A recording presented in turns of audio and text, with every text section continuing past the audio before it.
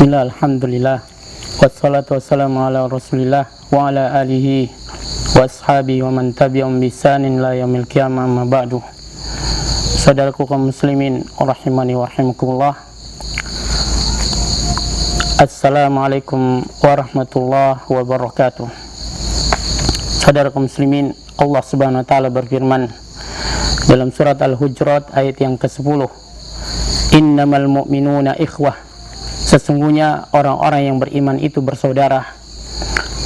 Fa aslihu baina akhwaikum, maka damaikanlah di antara saudara kalian ketika mereka berselisih. Wattaqullaha la'allakum turhamun, dan bertakwalah kalian kepada Allah agar kalian mendapatkan rahmat.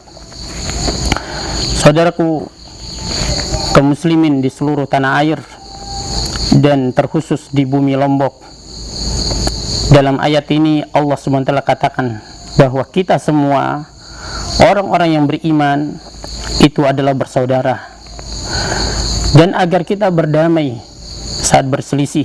Ketika ada yang berkata, oh saya ini orang Lombok Timur dan kamu itu orang Lombok Barat, maka di sini akan ada celah-celah perpecahan.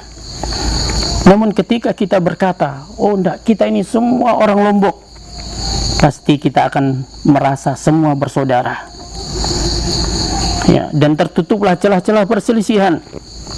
Ketika ada yang berkata, oh bahwa kami ini orang Lombok dan Anda adalah orang Jawa, atau kalau ada yang berkata kami ini adalah suku Dayak dan kamu itu adalah suku Madura, saudara kaum muslimin, maka akan ada peluang perpecahan. Namun kalau kita semua berkata tidak, bahwa kita semua ini adalah orang Indonesia, maka tentu kita pasti semua akan merasa bersaudara. Begitu pula kalau ada yang berkata, hei kamu itu Wahabi dan kami ini bukan Wahabi, saudara kaum muslimin, tentu akan ada perpecahan di tengah-tengah kaum muslimin. Kenapa tidak kita buang saja kata-kata Wahabi, lalu kita katakan berdasarkan ayat ini semua kita orang yang beriman itu bersaudara? Bukankah kita sama-sama mengikrarkan asyhadu an la ilaha illallah wa asyhadu anna muhammadar rasulullah? Bukankah kita semua sama-sama sholat, Rob kita sama, Nabi kita sama, tempat ibadah kita sama, kitab suci kita sama, kiblat kita sama? Saudara kaum muslimin, ya, hentikanlah kata-kata Wahabi, karena Allah SWT telah mempersaudarakan kita dari atas ketujuh langit, bahwa semua kita ini adalah bersaudara, semua kita ini saudara seiman. Jangan-jangan kata-kata Wahabi ini adalah kalimat yang sering didengungkan untuk mengadu domba kita kaum muslimin, terkhusus saudara-saudaraku kaum muslimin yang tercinta yang ada di bumi Lombok ini, agar kita saling menumpahkan darah. Padahal Allah SWT berfirman, wa may yaqtul mu'minan muta'ammidan, siapa yang membunuh seorang mukmin dengan sengaja, fajaza'uhu jahannam, maka balasannya adalah neraka jahanam, khalidan fiha, dia kekal di dalamnya, wa ghadiballahu alaihi, Allah marah kepadanya, wa la'anahu, Allah kutuk dia, wa a'addalahu azaban azima, dan Allah SWT sediakan baginya siksa yang besar.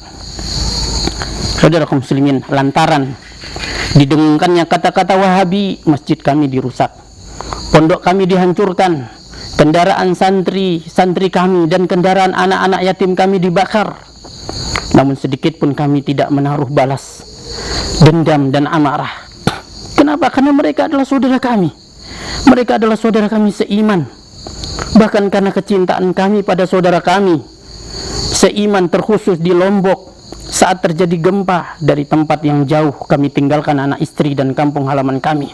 Kami tinggalkan Jawa, Sulawesi, Kalimantan, kami tinggalkan Dompu, Bima, dan lain-lain guna meringankan musibah mereka. Kami berusaha membangun kembali masjid-masjid mereka yang hancur, rumah-rumah mereka yang roboh, membawakan mereka bingkisan makanan dan minuman yang mereka butuhkan. Namun lantaran kalimat Wahabi yang diulang-ulang, kami dituduh sebagai radikal, Padahal Allah SWT berfirman, wa ahsinu innallaha yuhibbul muhsinin. Berbuat baiklah engkau, sesungguhnya Allah mencintai orang-orang yang berbuat baik. Dan Allah juga mengatakan, wallahu la yuhibbul mufsidin, dan Allah tidak menyukai orang-orang yang membuat kerusakan. Saudara kami, lantaran kecintaan kami kepada saudara kami berusaha berdakwah dan mengajak umat untuk taat kepada pemimpin selama dalam kebaikan. Entah dia pemimpin yang zalim, yang jahat, apalagi kalau dia pemimpin yang adil. Dan kami melarang umat agar tidak berdemo, memberontak, agar tetap menjaga keamanan. Namun lantaran kalimat Wahabi, kami dituduh sebagai penjilat. Padahal tidak ada satupun di antara kami yang menjadi pejabat, apalagi sebagai yaitu camat atau bupati. Saudaraku muslimin, lalu kami berusaha mengajarkan anak-anak kami Al-Quran dan Sunnah, dan juga anak-anak kaum muslimin terkhusus di Lombok ini. Maka lahirlah dari pesantren-pesantren kami, yaitu anak-anak yang di tangan mereka mushaf Al-Quran. Padahal sebelumnya tadi mereka di tangan mereka adalah HP. Dari sejak mereka bangun tidur sampai tidur kembali. Saudara kaum muslimin, kami ajarkan mereka sholat berjamaah, kami ajarkan mereka meneladani sunnah, kami ajarkan mereka menutup aurat dan berhijab sesuai dengan perintah Allah. Namun lantaran kalimat Wahabi, kami dituduh sebagai teroris. Saudara kaum muslimin, Allah SWT, padahal Allah SWT berfirman, ya ayyuhalladzina amanu qu anfusakum wa ahlikum nara. Wahai orang yang beriman, jaga dirimu dan anak keturunanmu dan keluargamu dari siksa neraka. Saudara kaum muslimin, karena kecintaan kami kepada saudara kami pun mengajak manusia untuk bertauhid, menyembah Allah SWT semata dan tidak syirik. Karena inilah dakwah semua para nabi dan para rasul, dari yang pertama sampai yang terakhir, Nabi kita Muhammad SAW. Semua para rasul menyeru kaumnya, ani'budullah ma'alakum min ilahin ghairuh, sembahlah oleh kalian Allah saja, kalian tidak memiliki sembahan selain Dia. Sepanjang siang dan malam mereka menyerukan tauhid dan jangan syirik. Lalu kami dapati syirik yang pertama kali terjadi di muka bumi ini adalah kesyirikan yang dilakukan oleh kaum Nabi Nuh alaihissalam. Bermula dari sikap berlebihan mereka kepada orang-orang soleh dan kuburan orang-orang soleh mereka. Sebagaimana yang diriwayatkan oleh Imam Bukhari pada nomor hadis 4920 tentang nama, yaitu sesembahan kaum Nuh, Wad, Suwa, Yagus, Ya'uq, dan Nasr.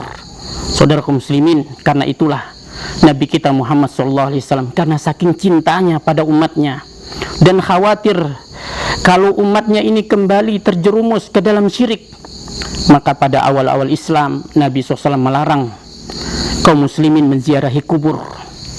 Nabi SAW melarang mereka menziarahi kubur, ya, karena itulah beliau dituduh menghina petilasan para leluhur. Beliau dituduh menjelek-jelekkan para nenek moyang mereka. Namun semua itu beliau tidak hiraukan. Lalu setelah dakwah Islam beliau sampaikan berlangsung lama dan pemahaman tauhid menancap kuat di dada-dada kaum muslimin, maka Nabi SAW membolehkan mereka menziarahi kubur. Dalam sabda beliau dari sahabat Anas bin Malik, dan ini terdapat dalam Sahih Muslim, kuntu nahitukum an ziyaratil kubur, dulu aku larang kalian dari menziarahi kubur, fal'an fazuruha fa inna tudzakirul akhirah, maka sekarang ziarahilah dia karena dia mengingatkan kalian tentang negeri akhirat. Saudara kaum muslimin, beliau Nabi SAW umatnya khawatir terjerumus ke dalam kesyirikan. Maka demikianlah setiap orang yang kasih sayang, yang khawatir kepada kita, selalu mengingatkan kita dari bahaya syirik, walaupun nyawa sebagai taruhannya. Sebagaimana seorang yang dikisahkan oleh Allah dalam surat Yasin, yang dibunuh oleh kaumnya lantaran mengingatkan kaumnya dari bahaya syirik. Namun setelah kematiannya dia dimuliakan oleh Allah dan dia akan masuk surga. Lalu dia berkata tanpa dendam sedikit pun kepada kaumnya yang telah membunuhnya. Dia berkata, qala ya laita qaumi ya'lamun. Dia berkata, aduhai alangkah baiknya sekiranya kaumku tahu ini. Ya, bima ghafara li rabbi, dengan apa aku diampuni oleh Tuhanku, wa ja'alani minal mukramin, dan aku dijadikan termasuk orang-orang yang dimuliakan. Saudara kaum muslimin, dan zat yang paling sayang kepada makhluknya, kepada kita adalah Allah SWT. Bahkan Allah lebih sayang pada hambanya daripada sayangnya seorang ibu kepada anaknya. Maka Allah SWT banyak mengingatkan kita, para hamba, itu dari bahaya syirik. Lalu kenapa kita? Siapa sih kita? Kenapa kita marah dan tidak merasa butuh diingatkan dari kesyirikan? Padahal ini sangat berbahaya. Siapa kita dibandingkan hamba-hamba pilihan Allah? Bahkan Allah telah mengingatkan hamba pilihannya, yaitu para nabi dan para rasul. Allah berfirman kepada Nabi Ibrahim, wa idh bawwa'na li Ibrahim makanal baiti alla tusyrik bi syai'a. Dan ingatlah ketika kami buatkan tempat bagi Ibrahim di Baitullah, dan kami berpesan kepadanya, jangan syirik. Quran surat Al-Hajj ayat yang ke-26. Demikian pula Allah berfirman kepada makhluk pilihannya, yaitu Nabi kita Muhammad SAW, dalam surat Al-Qasas ayat 87, wada'u ila rabbik, berdakwalah, ajaklah manusia kepada jalan Tuhanmu, wala takunanna minal musyrikin, jangan sekali-kali engkau termasuk orang yang berbuat syirik.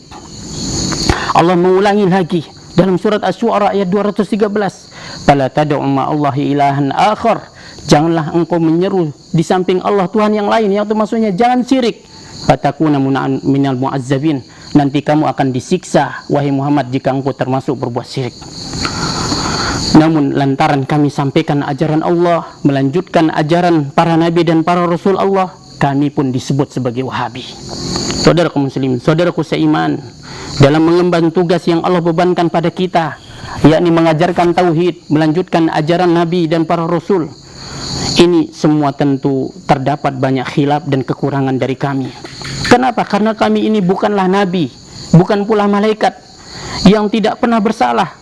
Kami ini adalah anak manusia biasa, sama juga seperti Anda, yang punya tanggungan keluarga dan anak-anak. Kami punya santri, kami punya tanggungan anak-anak yatim. Ya, karena itu sudilah kiranya saudaraku memaafkan kami bila ada kesalahan lafaz, penyebutan, nukilan, penyampaian. Kami pun heran atau sedikit tertawa mendengarnya. Karena siapapun kita, bila mendengar sesuatu yang asing, tentu akan ada keheranan atau sedikit tertawa. Namun sedikit pun kami tidak ada maksud menghina. Sedikit pun kami tidak ada maksud menghina. Karena biasanya hinaan itu diiringi dengan penipuan, penjajahan dan melantarkan. Namun ini kondisinya kami tengah menyampaikan ayat dan ilmu warisan para nabi yang sangat dibutuhkan oleh umat. Namun semua itu berangkat dari kekhawatiran kami bila saudara-saudara kami seiman terjerumus ke dalam syirik, dan hanya Allah dan Rasulnya lah yang terjaga dari khilaf dan kesalahan. Sekali lagi kami mohon maaf kepada seluruh kaum muslimin, khususnya yang ada di Pulau Lombok, para tokoh, para sesepuh dan para tuan guru, kiai dan ulama-ulama. Kiranya kami dimaafkan. Allah SWT berfirman, "Falyafu walyasfahu, ala tuhibbuna ayaghfirallahu lakum." Maka berilah maaf dan berlapang dadalah. Tidakkah kalian ingin kalau Allah pun juga memaafkan kalian?